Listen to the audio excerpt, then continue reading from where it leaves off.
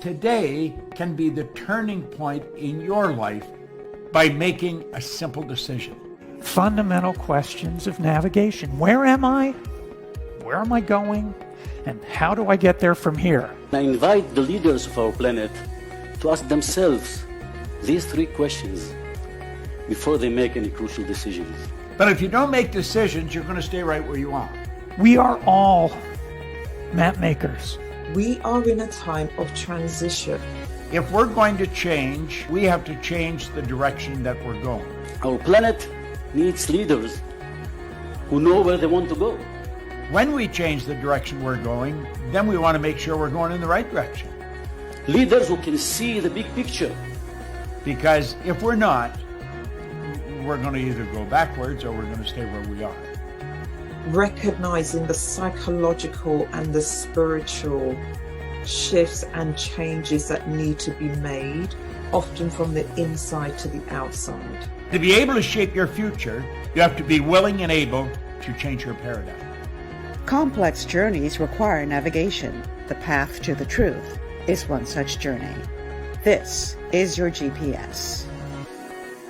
Hairstyling services provided by J.D. Edwards Salon and Spa, Palmdale Shopping Plaza, Ladera Street.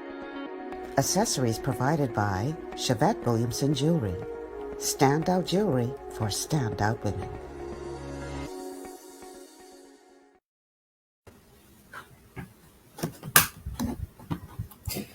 Good afternoon, everyone, and welcome to GPS, Global Paradigm Shift on Global 99.5 FM. I'm your host, Michelle Malcolm, and as always, it's a pleasure to be in your company today. Thank you so much for tuning in on this beautiful Monday afternoon and making GPS a part of your afternoon. So, today is Monday, and every Monday we do an open line, Masterclass Monday with Professor Sidney MacArthur Walter Thompson. Today is going to be the same. I'm going to invite my producer to see if you can zoom in on him a little closer, Jason.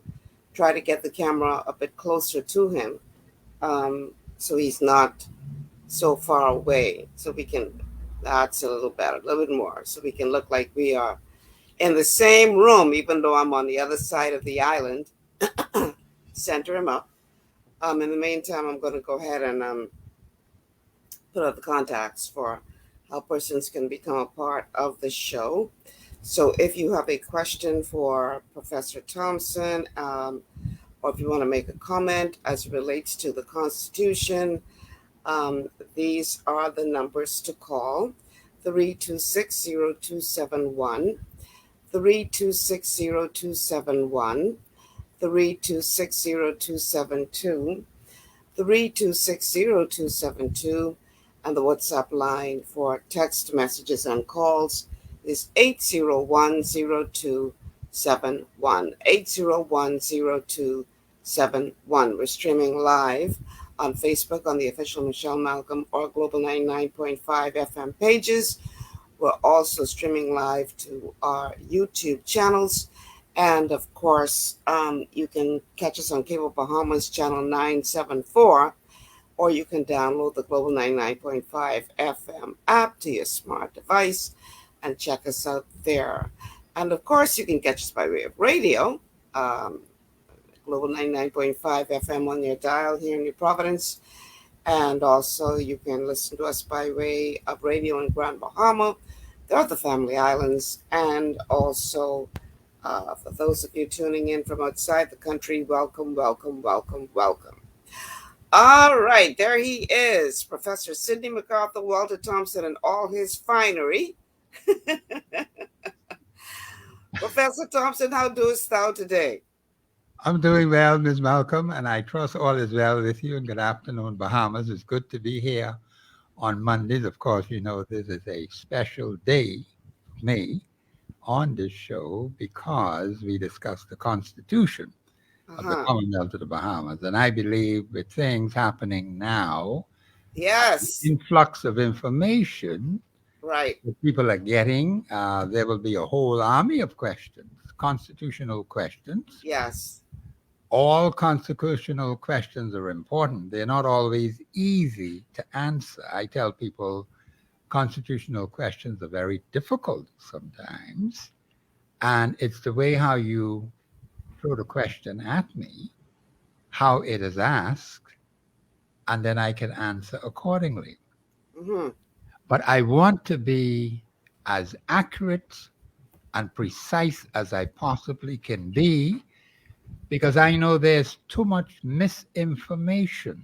I heard Okay. it no longer than today on the radio by certain personalities who are misleading the public. This is a very serious issue at a critical time like this, when Bahamian people are asking pertinent questions. Right. And I believe these individuals do the Bahamas a favor. If they don't know, just tell them you don't know. Mm. But the problem I've found with carnal nature is that people don't want to admit when they're wrong. If you ask Yes. a constitutional question Right. and I am not able to answer you according to the Constitution at that particular time, I may have to do some further checking. I will tell you I have to look further into that. Right. But when I answer a constitutional question, that is it, Bahamians. I ain't coming back to apologize for nothing. Because I want to give you correct, precise, accurate information.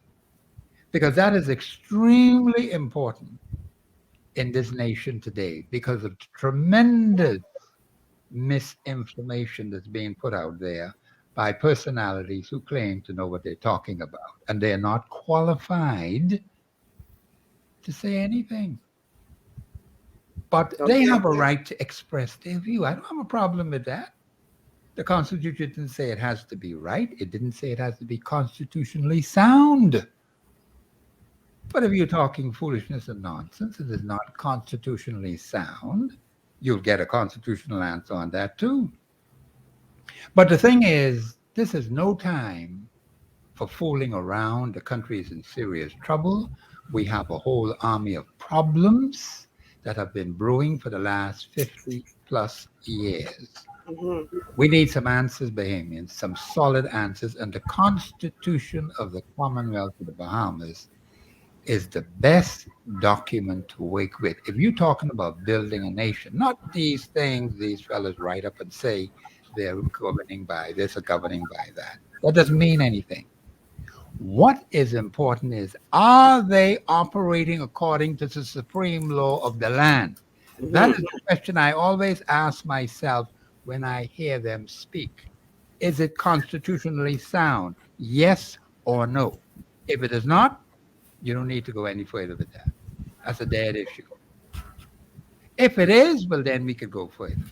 All I'm simply saying is the Bahamian people are showing great interest in trying to understand the Constitution, but they're getting a lot of misinformation. So you got to be careful who you listen to when it comes to the Commonwealth of the Bahamas. You have to be very careful. Okay, now we saw all of this flurry of activity over the weekend. Yes. The House has been prorogued all of a sudden. And a keen eye would figure out that this was something that was really done quickly, because if you look at the persons who showed up at the House of Assembly, they clearly didn't seem very, by their appearances, prepared for this announcement. It seems like they had to rush out there to make this announcement. So it really makes, I've been hearing all kinds of theories as to why the House had to be prorogued, and what could be in the thinking of the Prime Minister. From a constitutional standpoint, what took place over the weekend? What does the Constitution have to say with regard to the way that is handled? Well, the Prime Minister can call a proroguing of the House at his pleasure. Okay. See, when you look at our Constitution, I always tell people this. The office of Prime Minister is like a gigantic octopus that spreads its tentacles into every single facet of Bahamian life. Mm-hmm. That's the way it is, Bahamians. We have not changed that constitution. And there are persons who may get into that office and they're going to see just how powerful it is. It's a very powerful office. It's like, well, let me put it this way. The only authority that can keep tabs on the prime minister is Parliament. Parliament has fallen down badly. I'm talking about the Senate. I'm talking about the House of Assembly. That's your Parliament. And of course, the Queen. That's what the Constitution says. But Parliament does not keep tabs on the Prime Minister. They simply go along, and as you can see, the way how the country is set up, just about every parliamentarian got one little post, chairman of this board. And look at the many boards that were created, the many authorities that were created, the many ambassadors were created, the many consultants that were created. Bahamians, it's just a whole army of people. Now there's speculation about the office of Governor General. And I've heard some comments from the person who's in the office of Prime Minister. And I just keep hearing the words, I think, I think, I think. I don't take too kindly to those kind of remarks. And perhaps I shouldn't expect much out of that particular personality. We are yet to hear from the Prime Minister himself. He made a brief remark about some things, what he said he had achieved during this present term in office. I was not impressed with what he said. But the thing is that there are so many pressing, burdensome issues that need attention immediately in the Commonwealth of the Bahamas, which he and his administration ought to deal with. Now, we have to watch things very closely. Let us hear what he has to say next week. What time next week, I don't know. In fact, it caught me off guard, too, because my sister just told me it already happened Saturday. I think it was in the afternoon, after 3, after 4, I got the information that the house was prorogued. Mm-hmm. And so it caught me by surprise. But then one should not be surprised by these things. Anything could happen. When a person exercises, and Bahamians, please get this, because it's in your Constitution, you know. That's why you need to know your Constitution. The office of Prime Minister is so powerful. And when any personality in that office sees the tremendous authority in that office could be used either for the good of the Bahamian people or used for the bad of the Bahamian people. It could go either way. Remember now, the only entity that keeps tabs on the office of Prime Minister is Parliament. I mean, look at the makeup of Parliament, with all those personalities who got this position, that position, the next position. You wonder, where does the government end and where does Parliament start? Mm. Because there's a difference between the two. And then you got the party atmosphere all mixed up. Government, the Parliament, and the party. 3 entities right there. So sometimes you don't know, well, who the fella talking for? So we have a mixed up situation in our country. There should be clarity. Are you speaking for the government of Bahamas? Are you speaking as a private citizen? Are you speaking as a representative? These things, Ms. Malcolm and Bahamians, are not clearly defined. Are we operating constitutionally? I can let you think about that one. So here's what I'll do for those who weren't familiar with what took place over the weekend, and maybe you weren't paying attention to the news or off the island or whatever. Yes. Here is a sound bite, a clip from the news report about the actual proroguing of Parliament. Here's that report. The Davis-Cooper administration pulling an unexpected move over the weekend. Local authorities alerted media that police commissioner would deliver a proclamation on behalf of the governor general. Many speculated that a by-election was pending. Others speculated a new legislative agenda on the horizon. Our Theo Seeley was on the steps of the House of Assembly Saturday afternoon when the big announcement was made. He brings us all the details in tonight's top story. Police Commissioner Clayton Fernander, in his capacity as Provost Marshal, delivering a proclamation on behalf of the Governor General on Saturday to prorogue the lower chamber. His Excellency, the Most Honorable Sir Cornelius A. Smith, acting in accordance with the advice of the Prime Minister, do hereby prorogue Parliament as from Saturday, the 12th day of August 2023. The next session of Parliament shall be held in the city of Nassau, in the island of New Providence, on Wednesday, the 4th day of October 2023. Does this signal that a by-election is on the horizon, as a sitting MP has been charged with rape, assault, and threats of death? Certainly, you're allowed to speculate. I wouldn't think that any of the things that you have mentioned really are any reason for proroguing the House today. I don't foresee a by-election. I don't foresee a general election.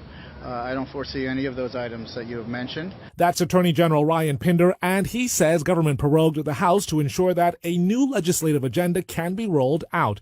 He opted to focus on the good that has been done in the first 2.5 years in office. The AG highlighted everything the Davis-Cooper administration has been able to accomplish ahead of Saturday's proroguing of the House.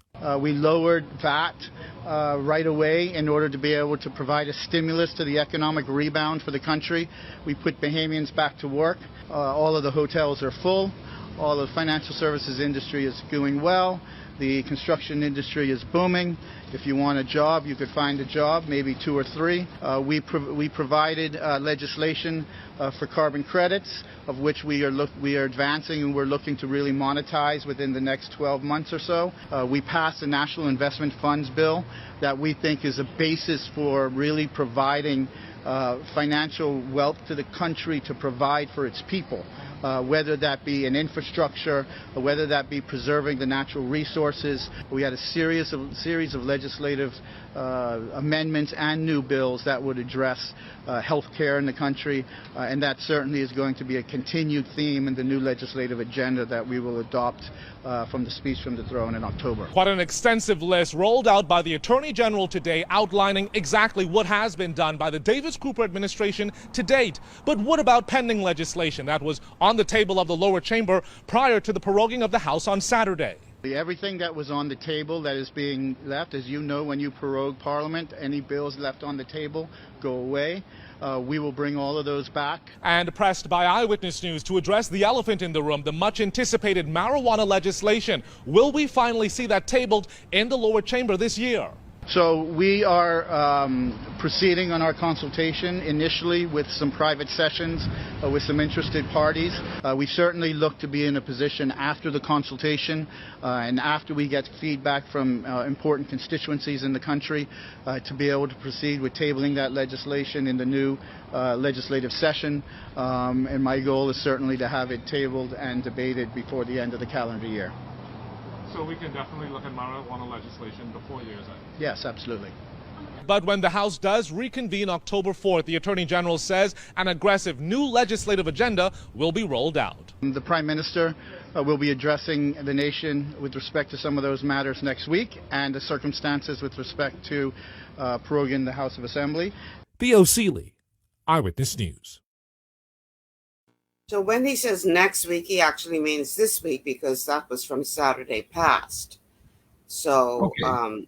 Yeah, so we would expect to hear from the Prime Minister this week as to why this was done or whatever it is that the Prime Minister intends to advise us of. So you heard the report, and I know the producer is telling me we need to take a break, but I want to get your response to the report before we do take that break. What did you think after hearing what the Attorney General had to say? That is a good From question. a constitutional standpoint.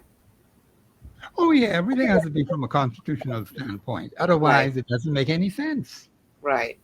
Let me just say what the reporter said about the Davis Cooper administration. He said that twice in his report. There's no such thing. See, the media got to learn to understand the Constitution. There is no such thing as no Davis Cooper administration. See, these are the kind of mistakes that the media continues to make without checking the facts. You have a Philip Davis administration, but there's no such thing as no Davis Cooper administration. That's not in our Constitution. There's no such thing. And so when people keep hearing these false information over and repeatedly, they begin to believe it. Now, let me get to what he said. He talked about bringing all these old things back. That's on the one end. Then he talked about a new legislative agenda. Well, what is new? If you're bringing all those old bills, what you say has been canceled or put out because of the proroguing of the House, well, then what's the purpose of proroguing the House? Exactly. Yes, the Prime Minister would have to answer that. Then you said two contradictory things. You're bringing these old bills back, right? You're talking about a new legislative agenda. Well, if you're bringing all them old things back, well, what is new? And the things that he said the government has done, I have never heard anything about immigration, about the crime problem. The things that he mentioned are, those are things that perhaps any new administration would have dealt with when they came to power. But Ms. Malcolm, we got some big ticket items that he didn't say one single thing to. He's supposed to be the Attorney General, supposed to give an advice. He's supposed to be what the Constitution says, the person who has the authority to, he's the legal advisor to the government, the chief legal advisor to the government of the Bahamas. That's one of his duties is in the office of Attorney General. Plus, he's the Minister for Legal Affairs. All I'm saying, Ms. Malcolm and Bahamians, is the fact that you listen carefully to what the man is saying. And you can see contradictory statements in what he's saying. Well, we'll have to hear what the Prime Minister has to say, but I heard a brief remark that he made, basically some of the same points that the Attorney General said. He had that in his remarks. But we'll wait to see what he says, the real reason for proroguing the House, or if we ever going to get that, or we're going to have to dig to get that, and whether the press is smart enough to do that, that remains to be seen. Because sometimes some of the things I hear them ask, I say to myself, you're not even asking the right questions. Wow. You're not hitting the nail on the head. So what is the media doing? The media is supposed to be helping me. But see, I could check into things for myself. But scores of thousands of Bahamians listening to the radio would depend on the media. And the media has a role to play. I'm not knocking them for playing their role. But sometimes I question how they do it. And are they really interested in getting the facts, informing the Bahamian people accurately on these national issues? Because the things what was said to have been accomplished, you talked about now you could get more than 3, you could get 2 or 3 jobs. Who in the Bahamas has 2 and 3 jobs today? At this particular time, where we have such high unemployment. See, we have to look at things objectively, and sometimes people put up a little slant on these things. You have to put politics out of it. Look at the facts as they are. Because Bahamians are complaining about a whole lot of things. I listened to a couple of shows just before coming here to this show. And a lot of people are dissatisfied. I look at my own constituency. There are serious social problems in that constituency that have not been addressed. And it just keeps growing and growing and growing and growing. People just don't know how to behave. People are not being taught the law. He said all these laws are legislation that they passed. We seem to have a whole army of laws being passed. But are the people knowledgeable about these laws? When they stand before the magistrate, and the magistrate reading the penal code, that's the first time they had it in their lives. You know about no penal code. chapter 48? What is that? That's strange music to the ears of the person standing before the magistrate. But nobody takes that seriously. They don't know that. They're in ignorance of that. And the way how I see it, people do not know basic, fundamental statute laws. Even as much as throwing garbage in people's yard. They don't know how to properly dispose of their own crap. Okay? And you become a nuisance in the community, become a disturbance in the community. And yet, when you call the authorities, they don't come, they don't pay any attention. So, we'll have to wait and see what's going to happen. But the remarks, I heard them. I don't think too much of them. He has a right to express his views. But the question is he constitutionally sound? I always ask myself that. This is the Attorney General speaking, Not just any person. It's the man who's supposed to give this. He's the chief legal advisor to the government. So he ought not to be, notice what I said, he ought not to be flippant. He ought to always be sober and serious when he speaks. That may not always be the case. So when I listened to him, the question that kept coming to me is he constitutionally sound? Yes or no? Amos, you think about that as we go into the show. All right. So here's what we're going to do. We're going to take this break. While we are in the break, we're going to give them an opportunity to think about it. Yes. And then we're going to break it down on the other side of the break. Okay? How's that sound? Yes, ma'am. No, that's all right with me. I ain't got no problem with that. All right, cool. All right, so let's take this break, and then we'll be back with more from GPS, Global Paradigm Shift, on this Masterclass Monday, as Professor Sidney MacArthur Walter Thompson breaks down the Constitution of the Bahamas for us. We'll be back after these words from our sponsors.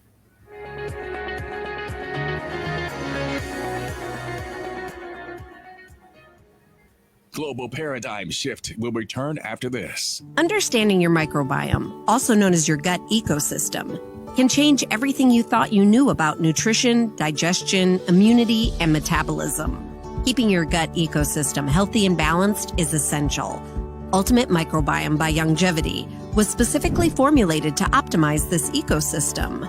It provides the advanced support your gut needs through prebiotic, probiotic, and postbiotic supplementation. Our unique blend of probiotics includes Lactobacillus and Plantarum, healthy bacteria that can help prevent harmful bacteria from taking over your gut. Increasing your gut's population of beneficial bacteria creates a more balanced gut microbiome, which has been shown to aid in weight loss, skin health, sleep, mood, and may even help with seasonal allergies. Ultimate Microbiome also promotes the production of postbiotics. Postbiotics are key to help regulate your gastrointestinal health. To enhance digestion, Digizyme Multi-Enzyme Complex, a blend of 5 specific enzymes, has been added to Ultimate Microbiome. It can help break down food so your body can better absorb nutrients. Plus, we've added our proprietary I-26 Hyperimmune Egg Powder to aid in the elimination of disease-causing gut bacteria and help your body balance its immune response. Ultimate Microbiome, the scientific, proprietary, and holistic approach to gut health that helps optimize your body's entire gut ecosystem. To learn more, contact your Longevity associate.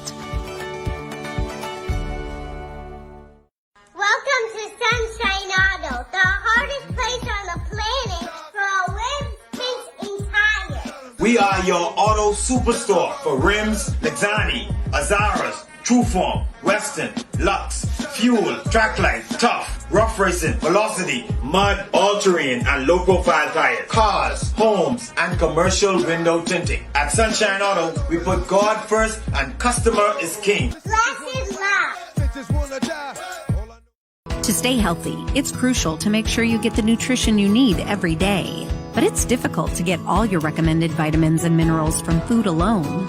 Even in the United States, 94% of people are deficient in at least one nutrient. Beyond Tangy Tangerine 2.0 by Longevity is a simple, convenient, and affordable way to help your body get the essential nutrients it needs. It's an advanced plant-driven multivitamin mineral complex that contains certified organic whole foods, trace minerals, and antioxidants.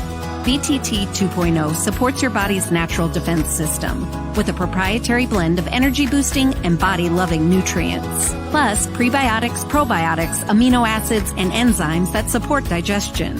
With an unusually high ORAC score of 8,000, you get even more antioxidants to help combat free radicals that can cause damage to your cells. But to get the most benefit and value from any multivitamin, your body must be able to break down the nutrients so you can fully absorb them. Otherwise, they'll just pass through your system without doing any good. Beyond Tangy Tangerine 2.0 was specially formulated with synergizing cofactors to ensure you get maximum nutrient absorption. Beyond Tangy Tangerine 2.0 is the easiest way to give your body the balance and complete daily vitamin mineral supplement it needs for optimal support of your overall health. To learn more, contact your Longevity associate. This portion of GPS is brought to you by Tiki Bikini Hut at Junkanoo Beach. Great food, cool tropical drinks, and family fun in the sun. Welcome back to GPS Global Paradigm Shift on Global 99.5 FM. Michelle Malcolm here in your company on this Masterclass Monday with Professor Sidney MacArthur Walter Thompson as we look at the Constitution of the Bahamas. The telephone numbers to call are 3260271, 3260271, 3260272, 3260272, and the WhatsApp line for text messages and calls is 801-0271, 801-0271. We're streaming live on Facebook on the official Michelle Malcolm and Global 99.5 FM pages. If you haven't already done so, like and share the show. We're also streaming live to YouTube, and you can catch us on Cable Bahamas Channel 974 or on the Global 99.5 FM app, which you can download to your smart device and check us out there. Huge welcome to all of you listening by way of radio, whether it be here in New Providence, in Grand Bahama, across the family of islands, and of course, welcome to you all listening from outside the Bahamas. Professor Sidney MacArthur Walter Thompson is my regular on Mondays, and this is when we go through the Constitution of the Bahamas.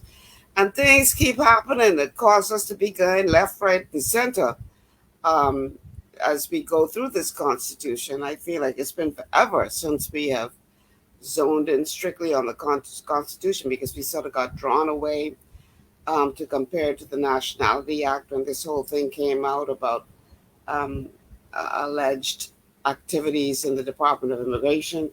Now we see where the House has been prorogued, and we have to find out what that means from a constitutional standpoint, because a lot of people are confused, Professor. A lot of people somehow thought that once the House is prorogued, that meant that there was a by-election coming or a general election coming, and that's not necessarily the case according to our Constitution, correct?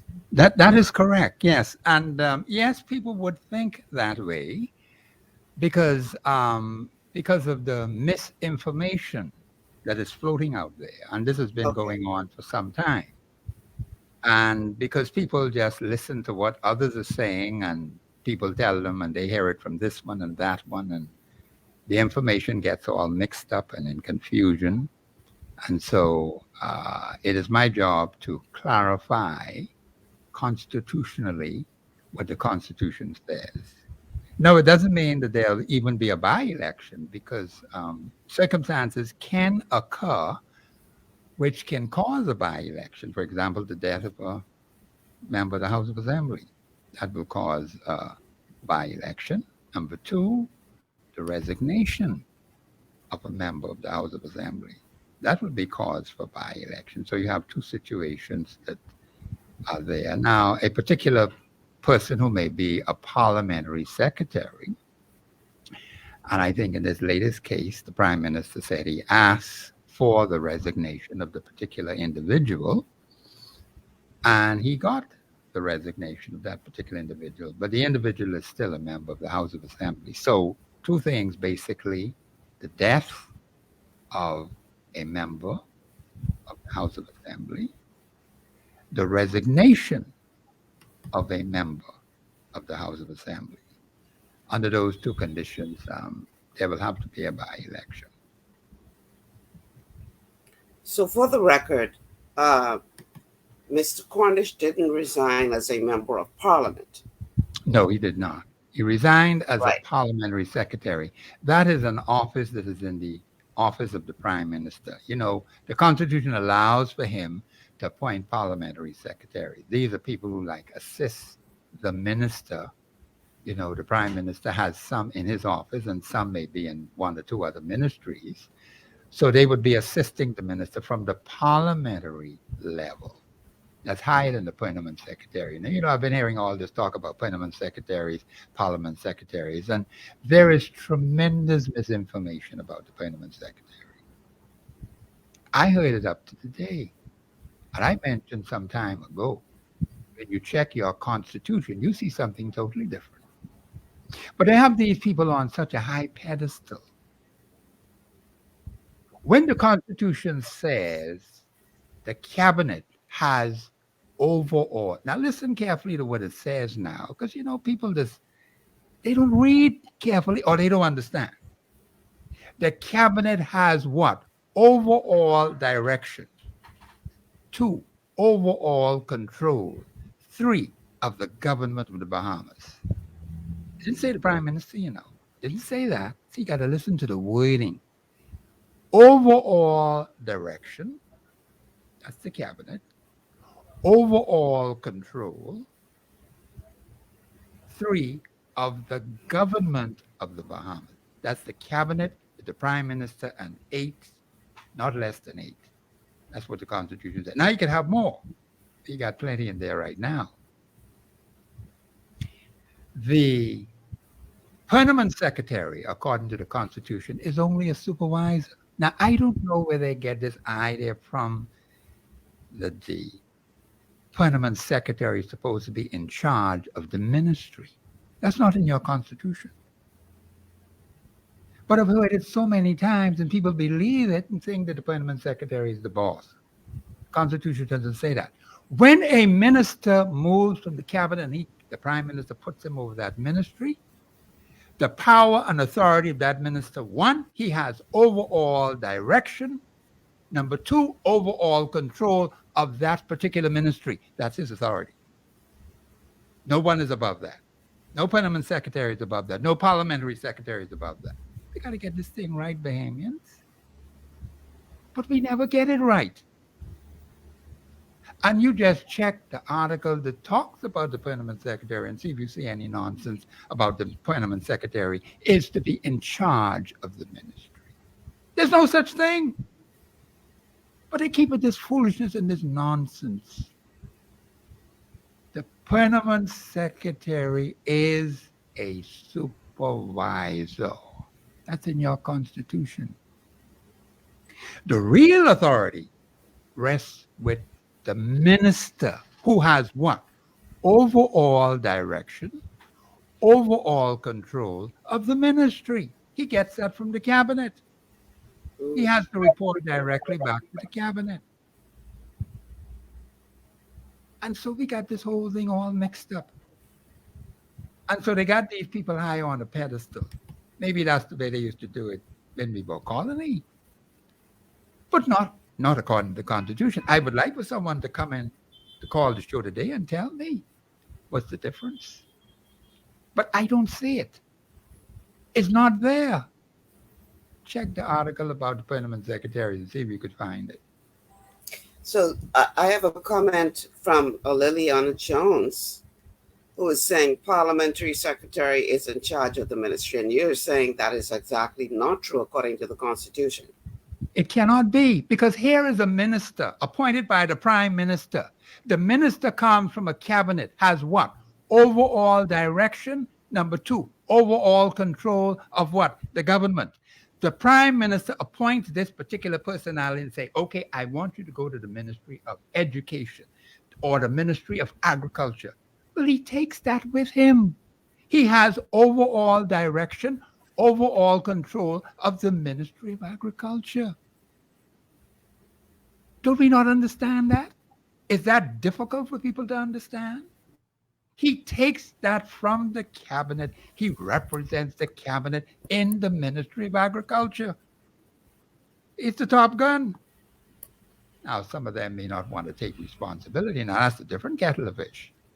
If you say that to me, then I could have a talk on that one.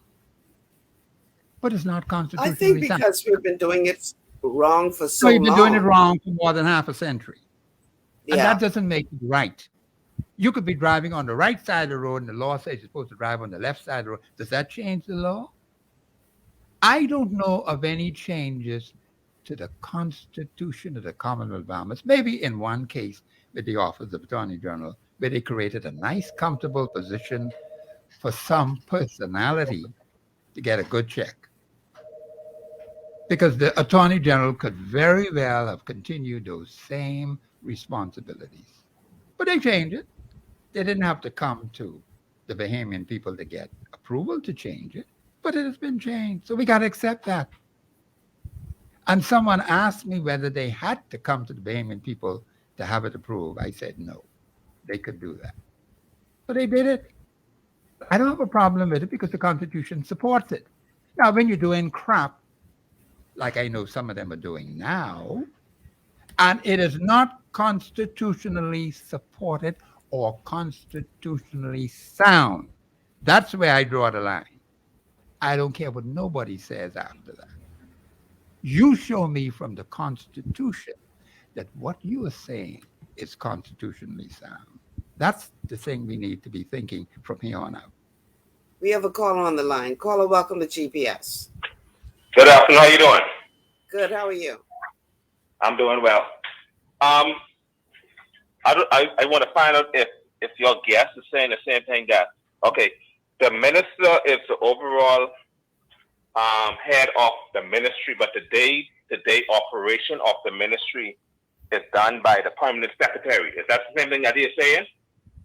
Or are you saying something different? Caller, I'm giving you a constitutional answer. No, I'm asking you if that's what you're saying, different from what No, but happened today. The proroguing of the House, that's a totally different thing also. No, we ain't talking about the rogue, and I said overall the ministries are run by the PS while they are headed by the minister.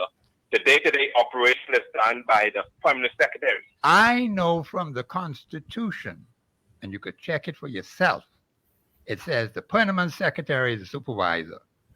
Now, I don't know of any supervisors having all this kind of power. I don't know that.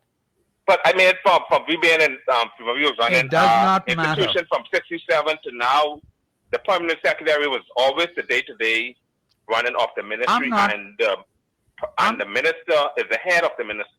No. You got it wrong, man. See, you got to check the Constitution. I'm not talking about the Constitution. I'm saying what happens now. I don't know if that's what if they run by the Constitution, but that's how it's been happening from years and years for decades. So let me tell you something. Is it constitutionally sound? Yes or no? But see, you don't know that. Yes, it's constitutionally sound because again, the ministers are only heads of their ministry, but the day-to-day operation is done by the PS, and that was happening for decades. Well, I'm not going to. So you're saying something different? I'm not going any further than that. What he is saying, caller, what he is saying is it doesn't matter how long we've been doing it. If it's wrong, it's wrong. That No, that's what I'm telling him. That's what I'm trying to tell him. But he doesn't get that. What he is saying is that Constitution. He hung up. What he is saying is that constitutionally, the buck stops with the minister. Exactly. That's exactly what your Constitution says. Now, some of them may not want to take responsibility when things get messed up. He comes from the cabinet. The Constitution spells it out clearly. Overall direction, 1. Overall control, 2. Of the government, 3. Do you understand that? So when he goes to a ministry, He represents the cabinet. He has overall direction. He has overall control. 3 of the ministry. That's what he takes there. It didn't say he has just a little policy maker or he just watching over things. No. Just read the wording in your constitution. Overall direction, overall control. You think those words were just put there just to say, take up space? Every word is important in this document. You can't take it lightly. But I've seen them put the permanent secretary up on this high pedestal. And I say, show me in the Constitution. Now, maybe when we were a colony, maybe they had some powers. Maybe they did. But that's not important anymore. It's what the current Constitution said, unless it must have changed and I wasn't informed. Of any changes in the Constitution, I'd be the first to know. Because it has to go to a referendum. I don't know of any referendum. Check the article that did, Miss Malcolm, tell the Bahamian people, check the article that talks about the permanent secretary. And I don't see nothing there that says where the permanent secretary has any superpower that they give them today. I don't know about that. That's all I'm saying. Now, it may have been a bad practice that's been going on for more than half a century or more. Right. But that doesn't make it right. You've been driving on the right side of the road and the law say drive on the left side. Does that make it right? The answer is no. Now, I'm not getting into who got the day-to-day trappings of the ministry. I'm not even interested in that. That's not important to me. I know what the Constitution says about the cabinet. I know what the Constitution says about the minister. That's what I'm talking about. Now, how they throw papers here, there, and everywhere, that's the internal things. I'm not interested in that. Okay. We have to take a break. I have a question for you on the other side of the break as it relates to what does it mean for those cabinet posts once the House has been prorogued. I know that cabinet still meets in the absence of the House of Assembly meeting, but do those ministerial posts still have the same degree of authority that they had prior to the proroguing of Parliament, or has the proroguing of Parliament sort of made, for all intents and purposes, them null and void with the exception of a handful? Don't answer. Think on that. And then when we come back from the break, I want to address that. Okay? All right. Stay with us. This is GPS. We'll be back after these words from our sponsors.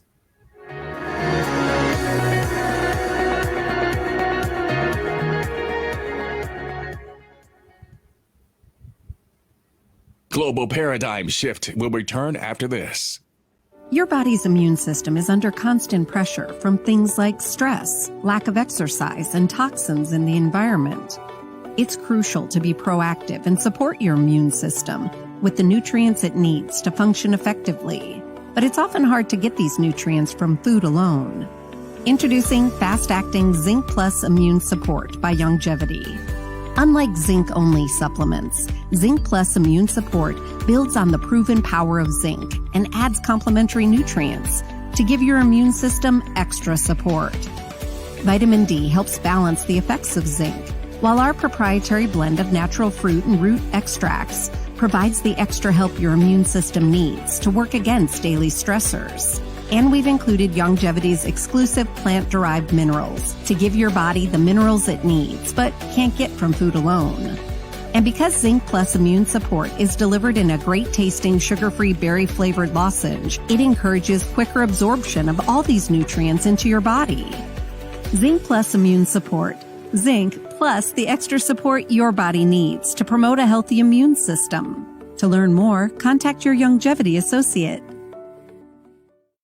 Welcome to Sunshine Auto, the hardest place on the planet for rims, tints, and tires. We are your auto superstore for rims, Lexani, Azaras, Trueform, Western, Lux, Fuel, Trackline, Tough, rough racing, velocity, mud, all-terrain, and low-profile tires, cars, homes, and commercial window tinting. At Sunshine Auto, we put God first and customer is king.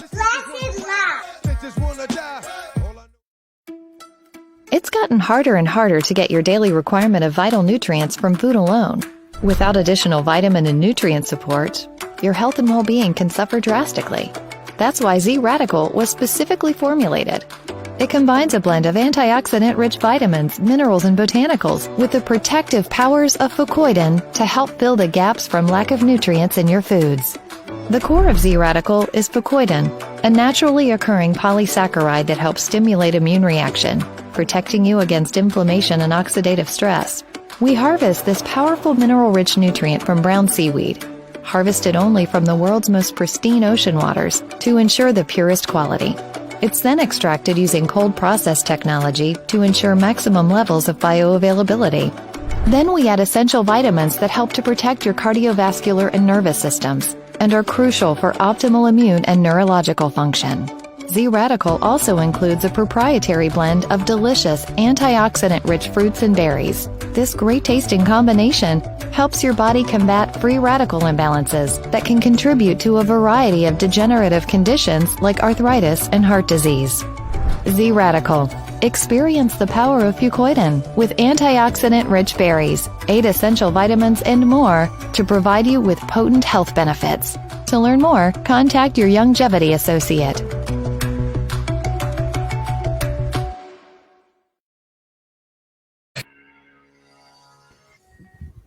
Welcome back to GPS, Global Paradigm Shift on Global 99.5 FM. We are coming to you live on Facebook, where we are streaming on the Michelle Malcolm and Global 99.5 FM pages. If you haven't already done so, please like and share the show. We're also streaming live to our YouTube channels and also to Cable Bahamas channel 974. You can also download the Global 99.5 FM app to your smart device and listen there. The telephone numbers to call if you'd like to ask a question or make a comment are 3260271, 3260271, 3260272, 3260272. The WhatsApp line for messages and calls is 8010271, 8010271. And a huge welcome to all of you who are tuned in to GPS today, whether by radio or YouTube or Facebook or cable or the app or any other which way that you're tuning in. Thank you so much for making this show part of your afternoon. So Professor Sidney MacArthur Walter Thompson is back. We're talking Constitution today, and more specifically as it relates to the proroguing of the House, which, in case you're living under a rock and don't know what's going on in the country, took place this past weekend when it seems that Prime Minister Davis abruptly prorogued the House. And that means that they get to start all over again in October. Now, before we dive into more of your comments, I want to ask this question that I asked prior to the break. And that is, now that the House of Assembly has been prorogued, what happens to all of those cabinet posts? Because I know cabinet continues to meet, but in essence, does the proroguing of the House sort of make those positions null and void until the House reconvenes in October, when we will learn if the same cabinet ministers hold the same posts or if there'll be any kind of cabinet shuffle or anything? What happens to those positions now that the House has been prorogued, according to our Constitution?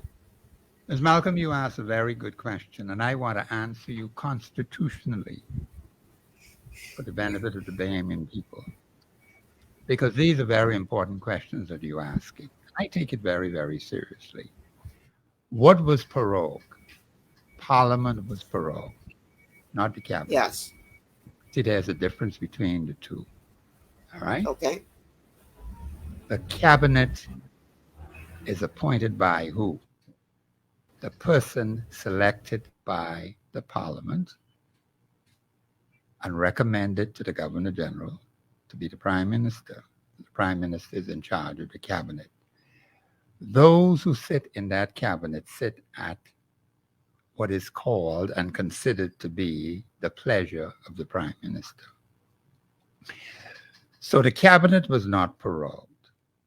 So that doesn't affect the cabinet. The cabinet continues on until such time as the prime minister decides he wants to change anyone who is there now and put someone else there. So it's under his jurisdiction. So the cabinet continues to function. They can continue to meet and run the country.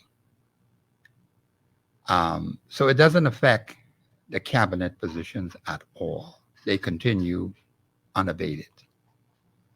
What happens, though, is that there is no activity in the Senate and there is no activity in the House of Assembly. And I think because people have not been taught their Constitution, as important as this document is for the running of the country, and yet you have so many people who want to be members of the House of Assembly. They don't even know what a parliamentarian is supposed to do. They don't even know what a member of the House is supposed to do. They don't even know what a senator is supposed to do. They just want a position.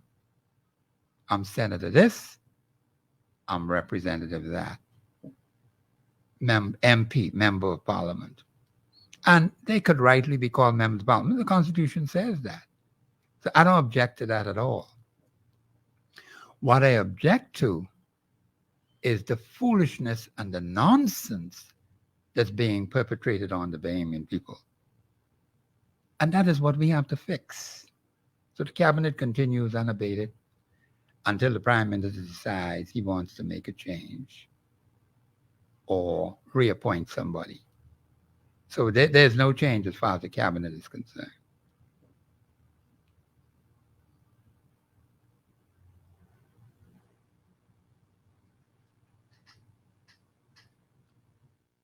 Miss Malcolm, are you there?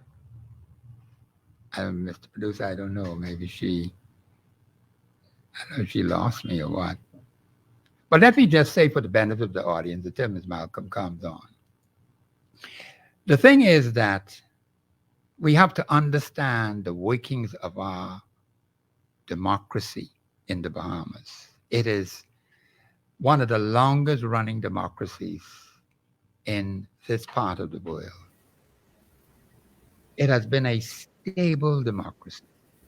It has its problems, it has its weaknesses, it has its strengths. We've just been having the wrong set of people to run our national affairs. That is a major, major problem. The quality of the people we've been sending to the House of Assembly and into the Senate is a major problem. We have not been examining carefully, and someone asked me no longer than today whether the parties should show better checking on these particular candidates that they're putting out. Let me just say that the constituents in a given constituency, it is their responsibility. What is it that you expect from your parliamentarian? They have to do the job of examining a candidate or any number of candidates and see whether it is what they want. But that has not been the case. You don't see constituents in a given constituency coming together. For example, I draw out two simple illustrations. Number one, you go to church Sunday morning at 10 o'clock. You go to BTC Monday morning, 10 o'clock. But you don't make no mistake to say, you wake up Monday morning, I go into church.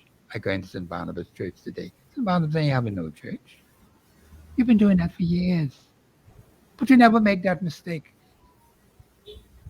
But somehow when it comes to choosing You all live in the same community, the same constituency, under the same problem, going through the same troubles.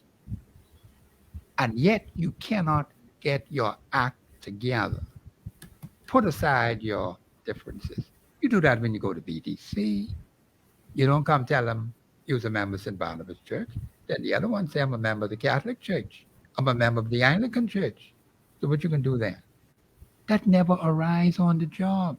But when it comes to the constituents in a given constituency, you have all these divisions among the constituents.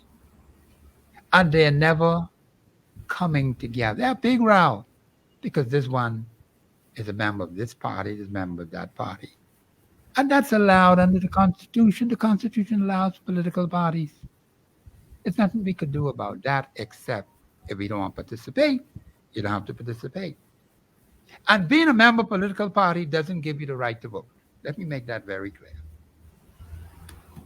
That doesn't give you the right to vote. There are certain constitutional qualifications that give you the right to vote in a general election or by-election. That's important. So the thing is that constituents need to organize themselves for the betterment of their constituency. Do they have an interest? I always refer to Article 24.1, which is in your Constitution. Do you have an interest in protecting what you have in your constituency? That is what we need to know. That's what we need to understand. Okay. All right. So just for the record, so everybody can understand what took place this past weekend, it does not mean that there is no administration in charge. The cabinet still exists. They still have to run the country. It's just that the House of Assembly and its agenda for the previous session is now on hold until October, when a new agenda, I don't know if agenda is the right word, but a new set of laws, etc., will be brought before the House of Assembly for consideration. And according to the Attorney General, they're going to bring back some of the ones that they left on the table. Anyway, we have a call on the line. Caller, welcome to GPS. Good afternoon, Ms. Malcolm and Professor. Good afternoon. Good afternoon. I just got a quick statement. You don't feel like it's something as serious as the Constitution of any country. You don't feel like that should be, I don't know if this is the right word, on the curriculum for the school, for the education system? Like they should be teaching us that. I mean, all around the world, for any country. Why to this day they still don't do that? Let me answer it this way. Don't hold your breath on that. I I've been agree. waiting for the last 56 years. I There know. are alternatives, and I can explain some alternatives to payment people, That's all. because we have to do better. You cannot wait on the government of the Bahamas or the Parliament of the Bahamas or the Cabinet of the Bahamas to talk about teaching any constitution in any school. You wait for another 56 years and it won't happen. Right. Because we have a track record. What does that track record tell you? There's no interest in that. Nope. They seem to like it the way it is. But I'm going to tell the Bahamian people exactly what they can do. So That they was don't my have to next be question. fooled or misled or deceived or lied to anymore from this day onward. Right. That is important. The Constitution is extremely important for the Bahamian people to make sound decisions, good judgments, and to keep tabs on a government. Is the government operating according to the Constitution? See, that's the question that comes in my head now. Because if you ain't constitutionally sound, you're not operating in my best interest. I don't care what kind of piece of paper you got with some writing on it. That means nothing to me. Anyway, let me don't hang up the line. No, Thank it's a good you. question that you asked. I Thank you. appreciate the question. All right. Thank you, Professor. Okay. Thank you, Ms. Malcolm. Y'all keep up the good work. Yes, sir. Okay. All right. Thank you so much for calling.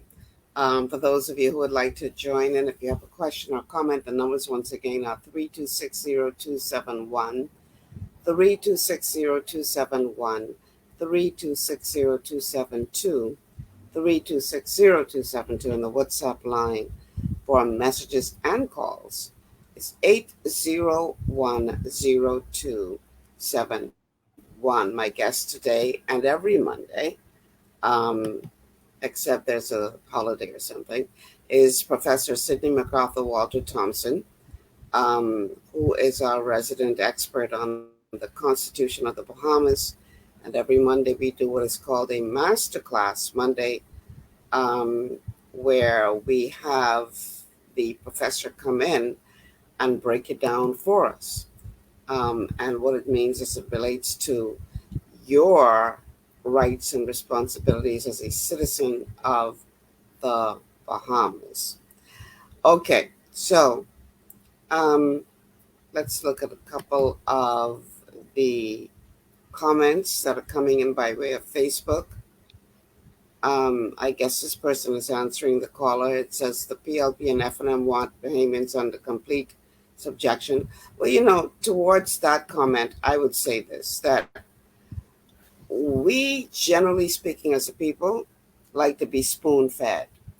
I don't know if that is conditioning, where we have been conditioned to think that that's the only way, or whether it's just a matter of being lazy or cowardly, where we want the change, but we don't want to be the one who is going to stick our neck out to make it happen. We're just sitting back and hoping and waiting that somebody does it, and then we benefit from it on the other side. I don't know what it is, if it's one or both, or, but obviously, if we want to see change in the country, as we often say we do, as the old saying goes, actions speak louder than words. And you can't on the one hand say you want to see change, but you're not willing to be a part of the process to bring about that change. And I think that's why the politicians have gotten away with what they've gotten away with for such a long time, is because they know for whatever reason, our people are very passive. Our people want to be spoon-fed. There's a saying, there's an old saying, and I guess this doesn't only apply to Bahamians, unfortunately. There's a saying, I think it originated in the United States. They said, if you want to hide something from a black person, put it in a book. So, too many of us aren't willing to read. We've had people call the show and say, well, why y'all don't challenge the government? So people saying it right now on Facebook. Well, since he know all these things about the Constitution, why he ain't challenged the government? Why are you sitting back waiting for this one man to do what all of us need to be collectively doing? And you often speak about it, Professor. That's correct. That's why we can't see no change, because we're looking for a hero. We want somebody to stick their neck out, go and demand a change while we sit back and eat popcorn and watch the show. But we all want benefit from what comes out of that. And that is a part of the reason why this has gone on for 50 years. Can you hear me, Professor? Yes, ma'am. I'm hearing you very clearly. No, I agree with you. I was just wondering if you were finished. The point is, yes, I agree with you. Now, let me say to the Bahamian people, I had to wait 50 years. Let me put it that way. And people are waking up now, and that's a good thing. And when the gentleman called about putting in the schools, they say, don't hold your breath on that. You may have to go for another 56 years for that to happen. But there are alternatives to that. You do not wait on an administration. You do not wait for a representative. You do not wait on a political party. All available evidence shows they're not interested in that. So therefore, the people themselves have to make alternative arrangements. If they're serious about knowing about the Constitution, about knowing how the government of the Bahamas ought to function, because we're not going to be better off If we don't understand our Constitution, it's just as simple as that. You'll be better citizens, you'll be better husbands, you'll be better friends, you'll be better communities. I look at my own community, and I see how some people in that community behave one toward another. Don't let a misunderstanding occur. All kinds of strange things. The point is, we have to be able to work together with each other without having to get personal. Now, this is a major thing I've seen throughout my time in dealing with people in the community. I can get very friendly with you without getting personal. I tell people that all the time. I've had friends who were married, and I knew both the husband and the wife, and they ain't tell me nothing. So they ain't tell me nothing. I don't know nothing. And then the two of them laugh at me when I come to find out that they were husband and wife. But I say, you didn't tell me anything. But the point is, how can you get on well with each other in the community? When you get too personal with people in their personal affairs, they don't like that. They get angry with you. And don't get vexed. All kinds of things start coming out the closet. So we got to overcome that hurdle. And we have to work on it, Bahamians, because it's a deep-seated social problem. I heard some young men when I went to a particular place to do business. And the things they said about the Bahamian woman, it hurt me. It hurt me a lot. Because I say, is this the future of the country? Is the way these young males think? Something is wrong with that. We have to do something about the social behavior of our people. It's very, very bad. Now I have to work on it because I want to see it change. I don't like what I see. I don't like the way how I see my country running. And I'm going to work at it to do something about it. And there will be change. But it takes more than one person to bring about national changes.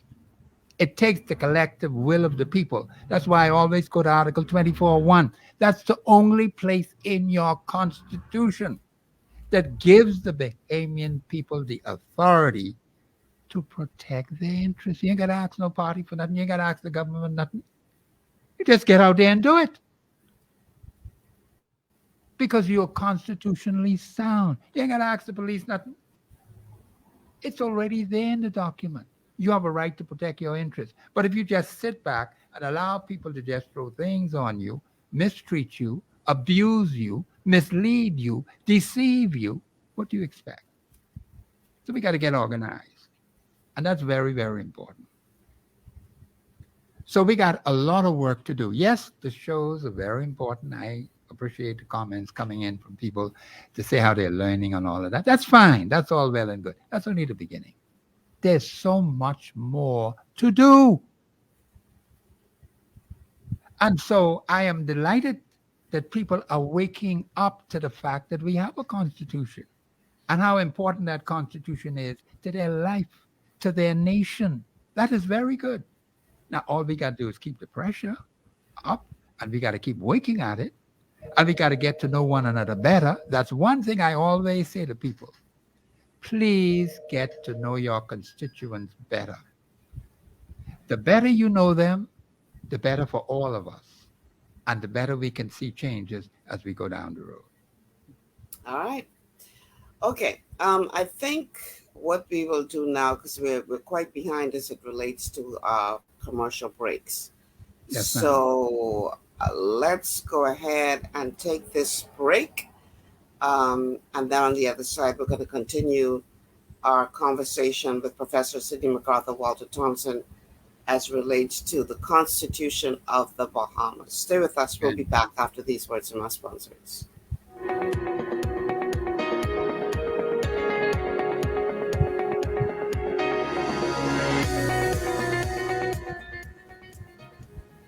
Global Paradigm Shift will return after this. At Lee Air, safety is our #1 priority. Flying since 1996, we offer scheduled flights into Fresh Creek and Mangrove Key Andros and Great Harbor Key, Berry Island, twice daily, 7 days a week. Affordable charter services are also available to anywhere in the Bahamas and the Caribbean. Lee Air Charter Services. Call 225-3267, 702-7127, or 322-1317 for reservations. Understanding your microbiome, also known as your gut ecosystem, can change everything you thought you knew about nutrition, digestion, immunity, and metabolism. Keeping your gut ecosystem healthy and balanced is essential. Ultimate Microbiome by Longevity was specifically formulated to optimize this ecosystem. It provides the advanced support your gut needs through prebiotic, probiotic, and postbiotic supplementation.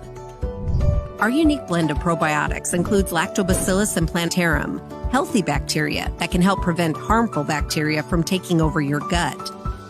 Increasing your gut's population of beneficial bacteria creates a more balanced gut microbiome, which has been shown to aid in weight loss, skin health, sleep, mood, and may even help with seasonal allergies. Ultimate Microbiome also promotes the production of postbiotics. Postbiotics are key to help regulate your gastrointestinal health. To enhance digestion, Digizyme Multi-Enzyme Complex, a blend of 5 specific enzymes, has been added to Ultimate Microbiome. It can help break down food so your body can better absorb nutrients. Plus, we've added our proprietary I-26 hyperimmune egg powder to aid in the elimination of disease-causing gut bacteria and help your body balance its immune response. Ultimate Microbiome, the scientific, proprietary, and holistic approach to gut health that helps optimize your body's entire gut ecosystem. To learn more, contact your Longevity associate. For all your building needs, it's Carib Construction and Project Management on Gladstone Road. We build it all. Schools, homes, hotels, and more, including structures requiring a Phase 3 electrical contractor. We also provide project management services. The first step towards your dream building begins at Carib Construction and Project Management. Call us at 376-1556 or 341-4466. One of the things I love about the mailboat is their relationship with Bahamas Air. I can earn travel points on my international freight and redeem them when I fly.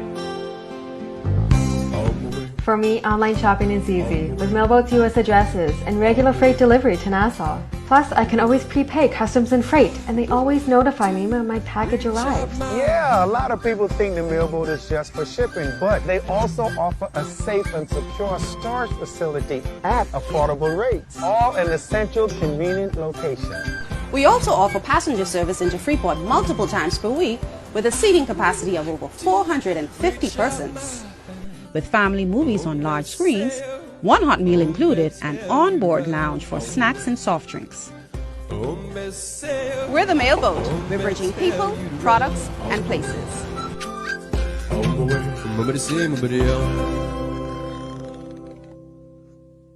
Executive Printers is your one-stop shop for all your branding and customization needs. Letterheads, envelopes, business cards, invoices, share and gift certificates, rubber stamps, vouchers, funeral programs, brochures, flyers, banners, and promotional items like mugs, water bottles, mouse pads, and key rings. All with personable service and great quality. No project is too small or too large. For great turnaround and competitive pricing, make an executive decision. Call us at 393-5011.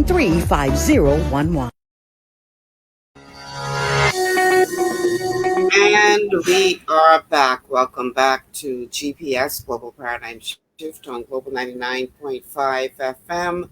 Michelle Malcolm in your company, talking with Professor Sidney MacArthur, Walter Thompson on this Masterclass Monday as we look at the Constitution. If you'd like to become a part of this dialogue, the numbers to call are 326-0271, 326-0271, 326-0272, 326-0272, and the WhatsApp line for messages and calls is 801-0271, 801-0271. We're streaming live on Facebook as well as on YouTube on the official channels of Michelle Malcolm and Global 99.5 FM. You can also find us on Cable Bahamas, channel 974. And you can download the Global 99.5 app to your smart device and tune in there. And I want to say a huge welcome to all of you listening by way of radio, whether from within the country or without. Welcome to our Masterclass Monday on the Constitution. We have a call on the line. Caller, welcome to GPS. Yes, it's always good to hear you on radio. Thank you. Michelle Malcolm. I'm an old comrade and friend of yours. I think it was your brother, Adley, the electrician, years ago. This constitutional issue is a serious one. That it's a hard button topic in the country. As far as I'm concerned, there's a coup d'etat, and that coup d'etat was going on for some time. In other words, you could be an elected government, but you swear to a certain oath to uphold and enforce and protect the individual, and the Constitution guarantees that. There's a hard button topic that I am a personal victim of, relative to Princess Margaret Hospital, and he almost died. It is a situation, and it takes more time. But these people are really, really terrible in there. They got a goon squad, or what they call a mercenary, and when you ask for help in the situation that I've been in, almost on to death for pain.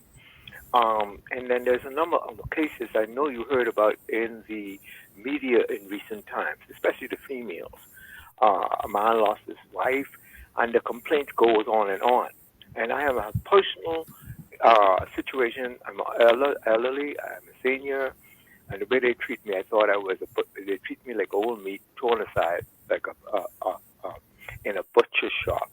It's an issue, and I'm begging, if you had the time, I could send you the information to make that a part of your show. I'm sure a lot of people can speak to that because it needs to be arrested. All of us subject to go to that place, and we have to prepare even not for ourselves, but our fellow Bahamians, people in our communities, and our next generation.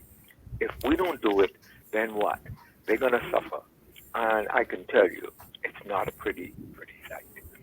So I'd admonish that the Constitution is an issue.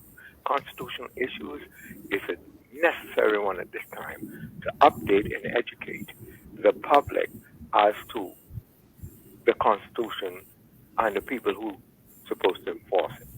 Taxpayers are paying to be treated like animals, and in some cases dead, and nobody's being charged or investigated to see whether or not there was negligent homicide by withholding medical attention from the general public without stabilizing these people with all these pains and suffering. And at the end of the day, if they don't get the treatment, they die. And it goes like that. And we are somebody. We are the general public.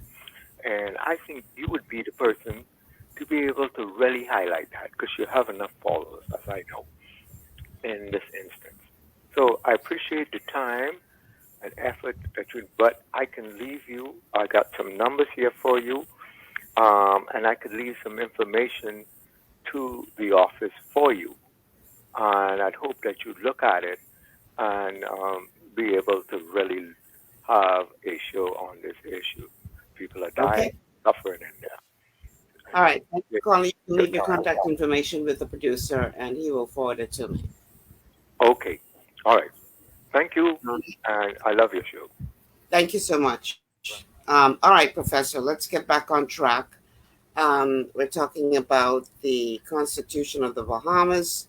My guest, for those of you who tuned in late, is Professor Sidney MacArthur Walter Thompson. And for the record, it's been so long since we looked at the core Constitution within itself. That is correct. Yeah, we keep being drawn all over the place. All over the place. All over the place. My sister asked me, what are you going to discuss today? I said, I know what I'm supposed to be talking about. But then I said, Ms. Malcolm will have to make a determination as to in which direction we will go. But well, I mean, everybody's now up and, talking about what took place on Saturday and what that means. It's a topical issue, and it's a constitutional issue. Yes. I have clear understanding on how the government of the Bahamas ought to function, and I can give constitutional answers to the Bahamian people because it's important that they get the right information. Is the government functioning constitutionally? Is the parliament functioning constitutionally? Because if they're not, then it is of no use to the Bahamian people. It's just as simple as that. We have a caller on the line. Caller, welcome to GPS. Good afternoon again. For both of you, I'd like to ask Professor Ms. Malcolm how we can go about this. Because I hear you keep saying this. I know we gotta come together, but we need to do. We have to have a rally or something, mate. So because we gotta come together some kind of way in order to do what we need to do constitutionally. The Constitution says we gotta come together, right, as one.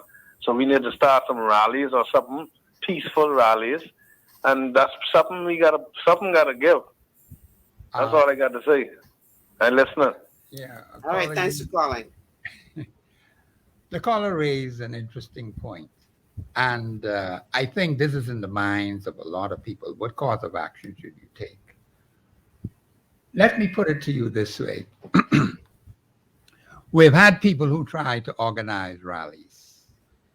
We've had people who try to organize demonstrations.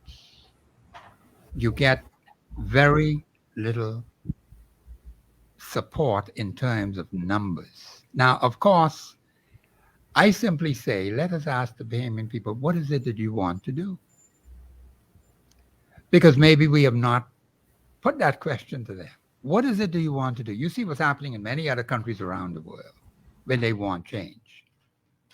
What are we prepared to do as Bahamian citizens? See, our situation is very unique in the sense, and let me say this to you, because we had another country which had a violent overthrow of its government. And now the fellas say they can charge the man with treason who they overthrow. And they need to be charged with treason. But the point is, we've had the most stable democracy in this part of the world for almost 300 years. That is a record hardly any country on the planet has. We need to keep that. We have our problems, yes. We have our trials, yes. But I think we as Bahamians need to do some thinking. Ask ourselves, what is it we want to do? See the constituencies?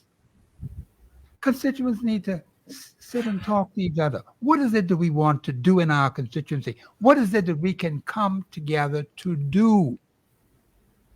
And if you're not sure, you call me. I'll be happy to come and talk to you and help you.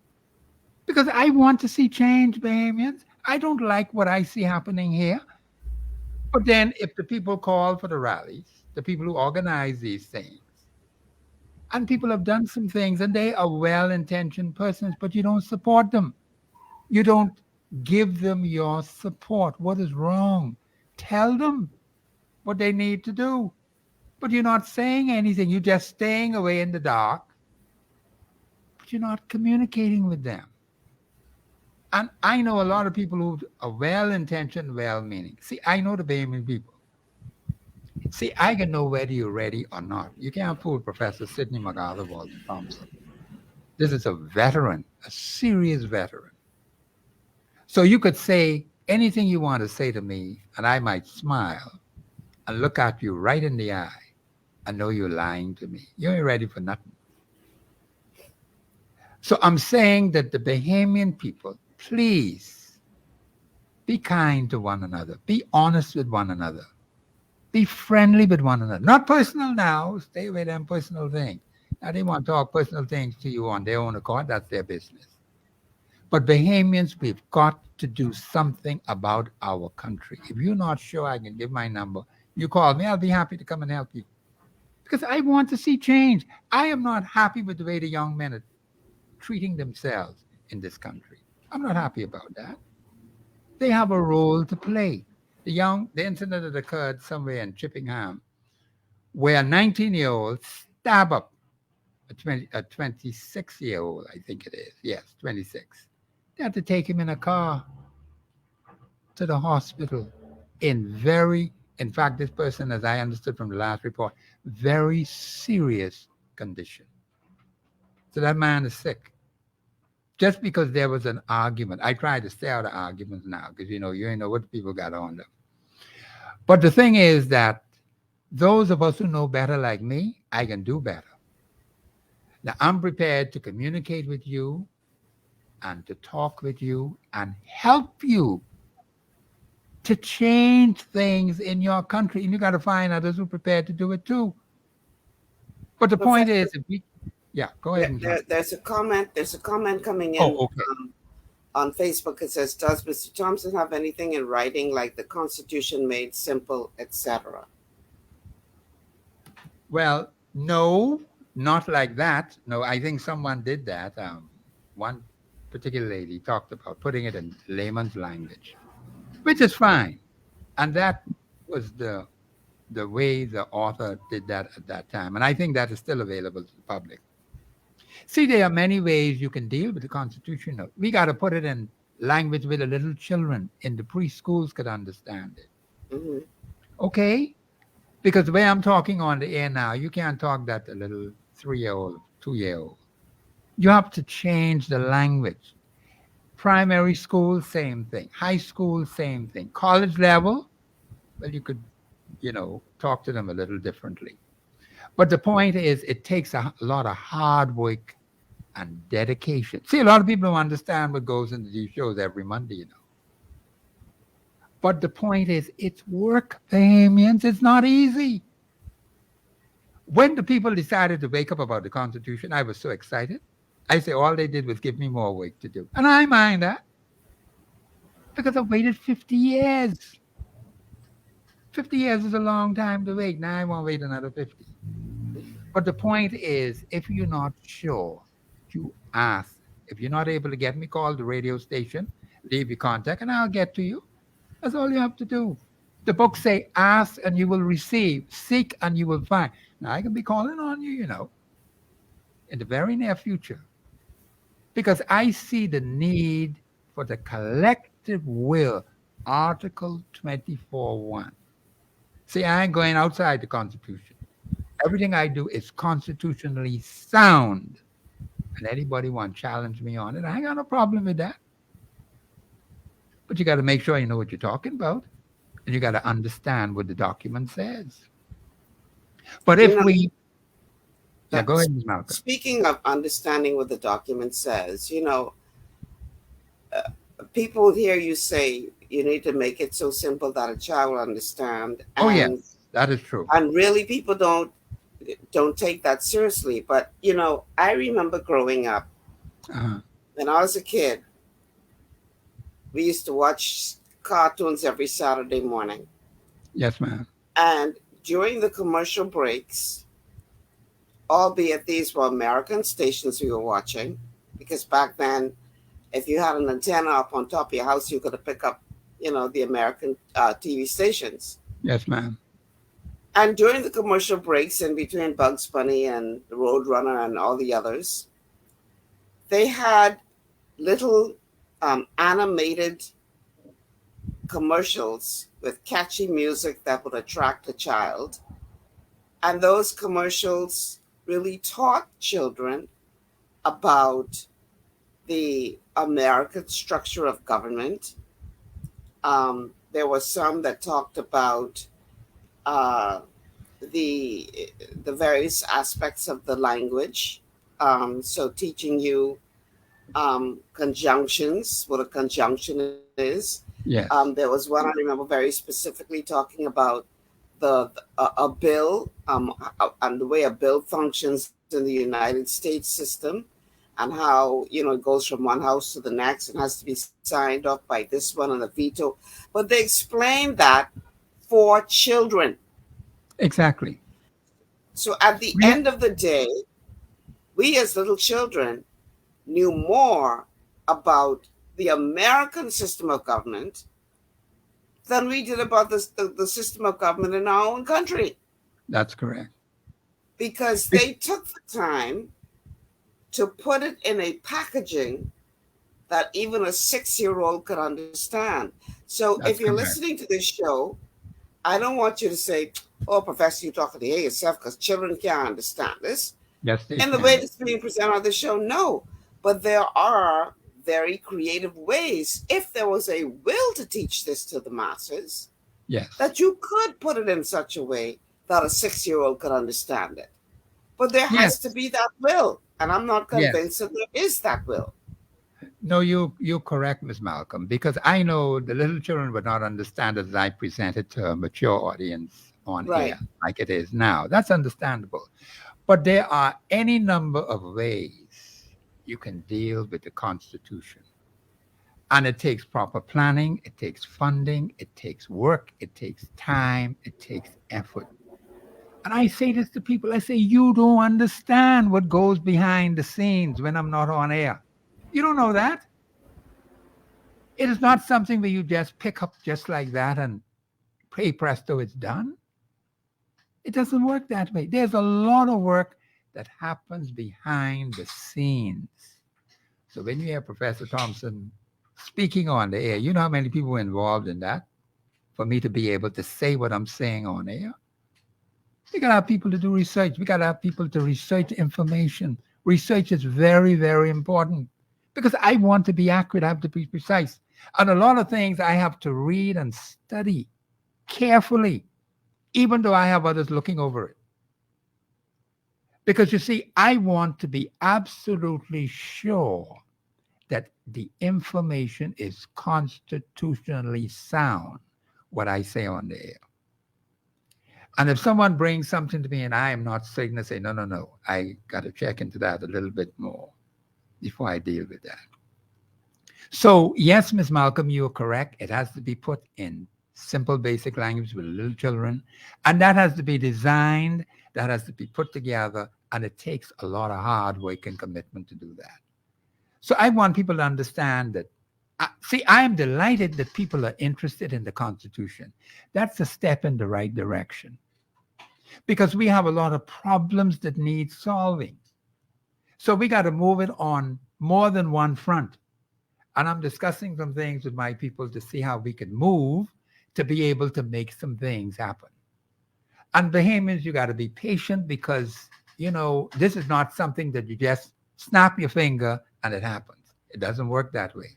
There's a lot of hard work that happens behind the scenes. You don't see it, you don't hear about it, but it has to happen. Otherwise, I can't be on air every Monday. Just as simple as that. And as we grow and expand, okay. Yeah. This says, sometimes, this is from Perlian, says, sometimes I really wonder if the message to the Bahamian people really gets out there to the public at large. I say this because I live in the USA and I know more than my family that lives home.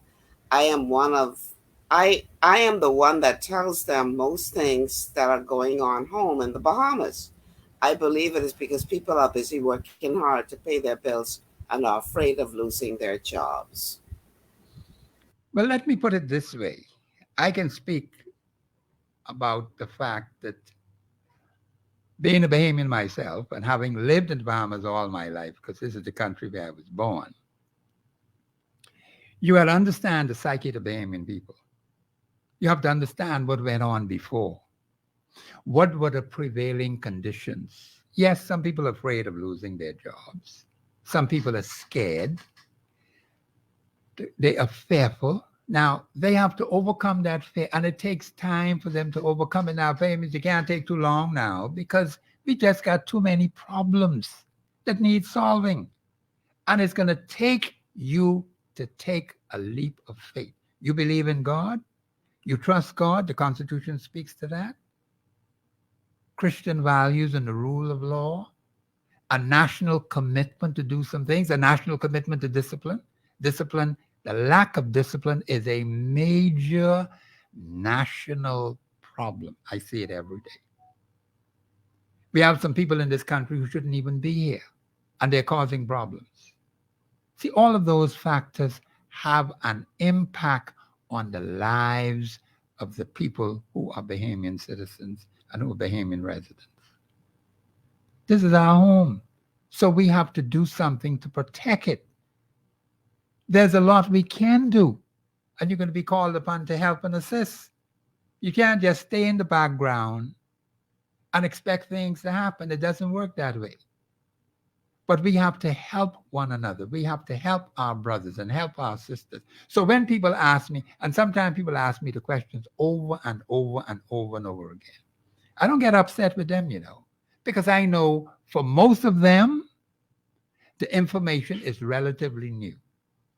They're probably hearing it for the first time in this format. But the thing is that I am delighted that they are waking up.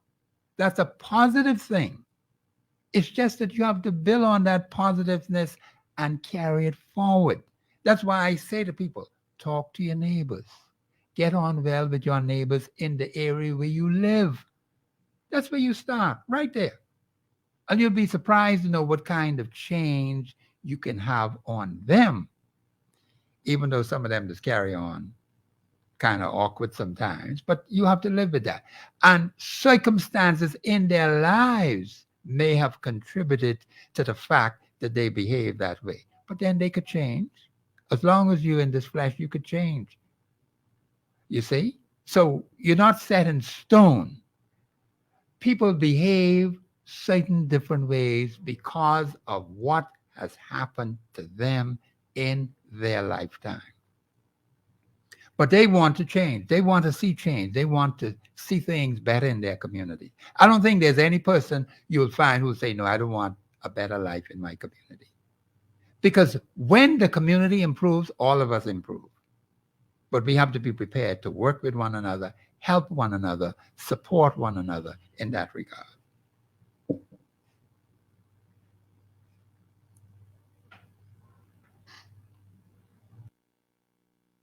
Ms. Malcolm? Oh, she has a mic muted. Ms. Malcolm, I think your mic is Okay, it's unmuted now. Yeah, okay, all right. But anyway, we're going to take this break on this Masterclass Monday. On the other side, we will be back with Professor Sidney MacArthur, Walter Thompson, as we wrap things up. Stay with us. This is GPS.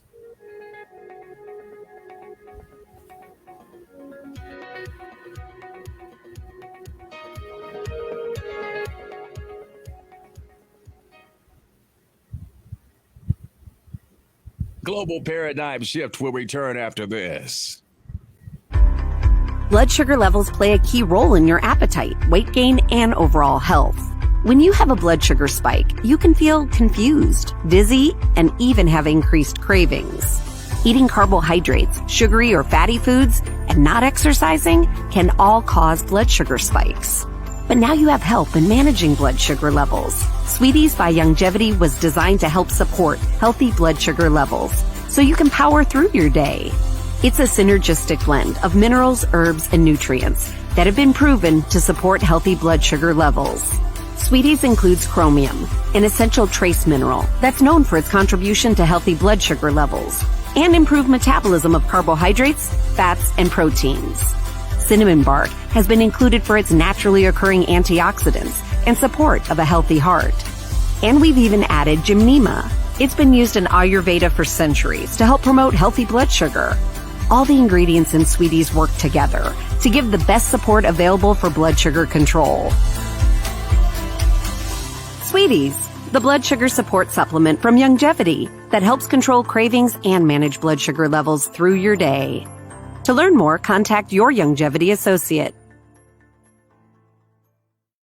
Welcome to Sunshine Auto, the hardest place on the planet for rims, paints, and tires. We are your auto superstore for rims, Lexani, Azaras, Trueform, Western, Lux, Fuel, Trackline, Tough, Rough Racing, Velocity, Mud, All-Terrain, and low-profile tires, cars, homes, and commercial window tinting. At Sunshine Auto, we put God first and customer is king. Blessed love. As you age, factors like health, weight, diet, and lifestyle can all impact your bones, joints, and general mobility. Even everyday exercise can lead to wear and tear on your body. Over time, you might start to experience stiffness or pain due to damaged joints or connective tissue. Ultimate Glucogel by Youngevity was created to help you limit the effects of wear on your joints. It delivers a daily dose of collagen-rich gelatin your body needs for joint elasticity and maintenance. Ultimate Glucogel contains a 1-to-1 ratio of gelatin and glucosamine sulfate, which is a key building block of your bone matrix, cartilage, ligaments, tendons, and connective tissue. Gelatin's unique blend of amino acids not only help with muscle and joint health, but also has been shown to provide additional benefits for the brain, skin, and hair. Ultimate Glucogel. Natural, optimal daily support for joint health. To learn more, contact your Longevity associate.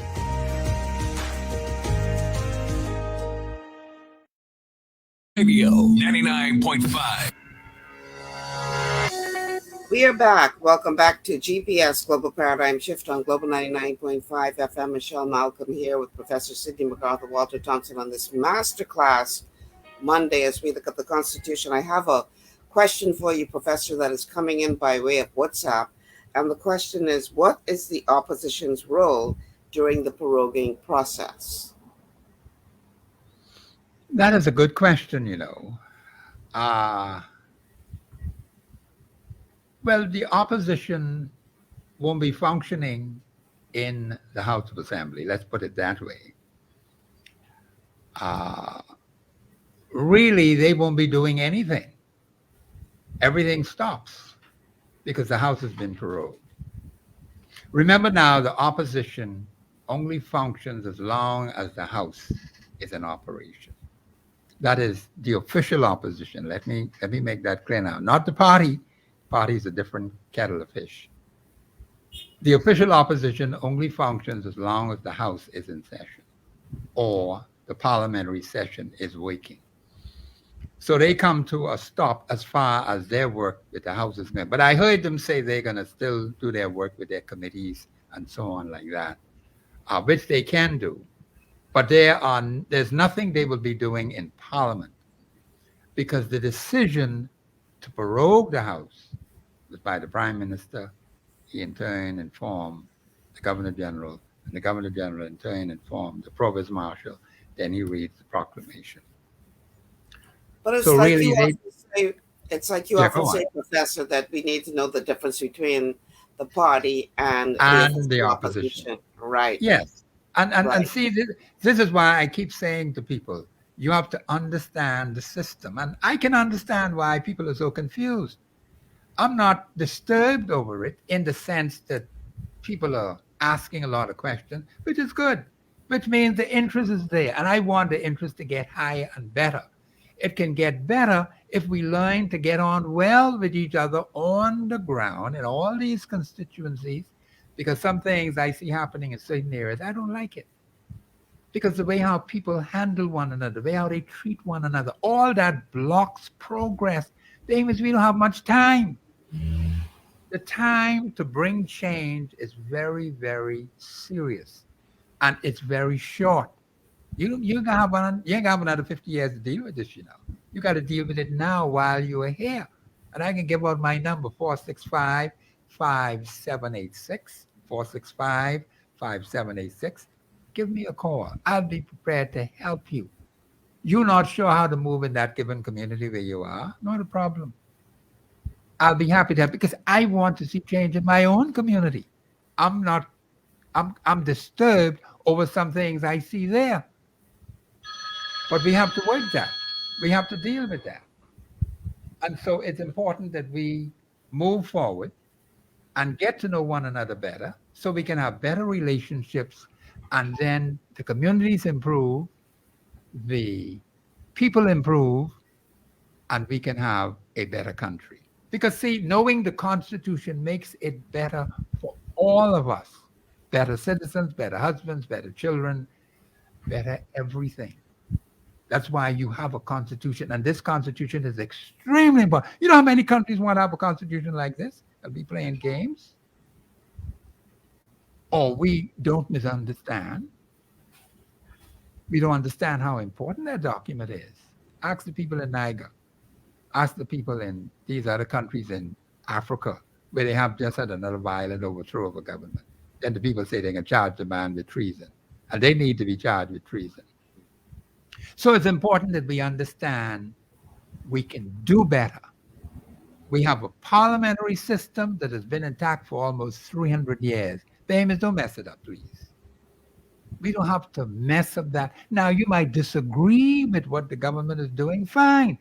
I disagree too, particularly when they're not constitutionally sound. But there's a way to deal with a government. There's the way to deal with a parliamentarian who doesn't go according to the Constitution. You might get vexed and get upset and get mad and all that. Take that energy and turn it and make it positive for the advancement of your community, for the advancement of your constituency. And then the Okay. country will benefit. That's our time, Professor. Yeah, thank you. Thank you so much for coming in and Yes, ma'am. helping us to better understand what took place over this past weekend with the proroguing of Parliament, Yes, ma'am. and what that means from a constitutional standpoint. It's 4 o'clock. Got to get out of here. I'm Michelle Malcolm. Thank you so much for tuning in. Be sure to tune in tomorrow when we're going to have another interesting show planned for you as we look ahead and look around us and see what's happening in our country. Thank you, Professor, for being here and for your input as always. Until tomorrow, thank you so much for tuning in, everyone. Have a great afternoon.